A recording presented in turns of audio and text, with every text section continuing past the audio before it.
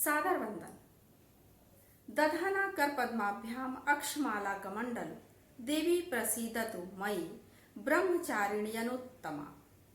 देवी ब्रह्मचारिणी की उपासना करने के लिए इस ध्यान मंत्र को पढ़ा जाता है, इस ध्यान मंत्र का ध्यान किया जाता है।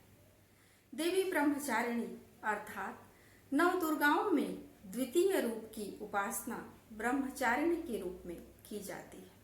ब्रह्मचारिणी अर्थात तपश्चारिणी या तप का आचरण करने वाली। जब तप का आचरण करने वाली यह देवी अपने तप में लीन हुई तो संपूर्ण सृष्टि मानो तप से युक्त हो गई, शुद्ध हो गई, पवित्र हो गई। तो इस देवी के दाहिने हाथ में जप की माला और बाएं हाथ में कमंडल विद्यमान होता है। यह देवी तप का आचरण करने वाली है। कहा जाता है कि जब इन्होंने भगवान शिव को पति के रूप में प्राप्त करने के लिए हजारों वर्षों तक तपस्या की, 1000 वर्ष तक तपस्या करते हुए ये कंद मूल फल खाती रहीं और 100 वर्षों तक की तपस्या इन्होंने केवल शाक खा करके पूरी की। उसके पश्चात आकाश के नीचे वर्षा और धूप को सहन करती हुई 3000 वर्ष तक इन्होंने केवल जो बेलपत्र भूमि पर गिरे होते थे उनको खा करके तपस्या की।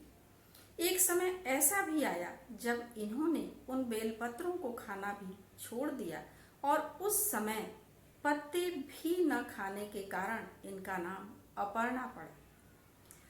तप के कारण इनका शरीर अत्यंत क्षीण होता चला गया।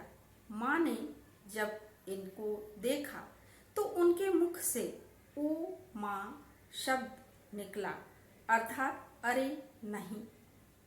इसके कारण इनका एक नाम उमा भी पड़ा। तो ऐसी देवी अपने तप में इतनी लगी रही कि उनके तप से पूरी धरती, स्वर्ग लोक सभी इनके तप के कारण आह्लादित हो उठे। समस्त देवता इनके तप को देख करके प्रसन्न हो उठे और स्वयं ब्रह्मा जी ने इनको आशीर्वाद दिया कि जिस भगवान शिव को प्राप्त करने के लिए तुम इस तपस्या को कर रही हो वह तुम्हें पति के रूप में अवश्य प्राप्त होंगे। तो उस भगवान शिव को इन्होंने पति के रूप में प्राप्त किया।